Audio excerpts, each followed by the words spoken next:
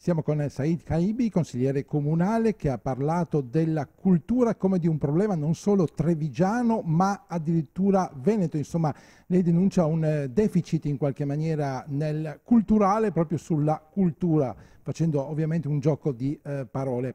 Che cosa intende in questo senso? Intendo che non c'è un ragionamento vero, vivo, attorno al tema della cultura, cioè non si riesce mai a mettere in rete il nostro fantastico territorio con tutte le bellissime città che abbiamo, con tutte le realtà culturali, associative e produttive della cultura all'interno di un quadro in cui le risorse amministrative e anche economiche della regione possono invece diventare, come dire, utilizzo quotidiano dei cittadini.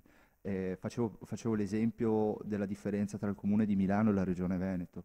La Regione Veneto si diverte a stanziare, ad esempio, 20.000 euro al giorno per le sagre del pesce in generale, quando, ad esempio, per una serie di iniziative culturali stanzia 15.000 euro per un mese di eventi culturali. Questa differenza dei 20.000 euro al giorno contro i 15.000 euro al mese è qualcosa di evidente. Milano, invece, ad esempio, decide di istituire nella sua città la Casa del Cinema, un luogo da regalare alla cittadinanza, un luogo in cui i cittadini possono diventare produttori di arte e quindi produttori di ricchezza.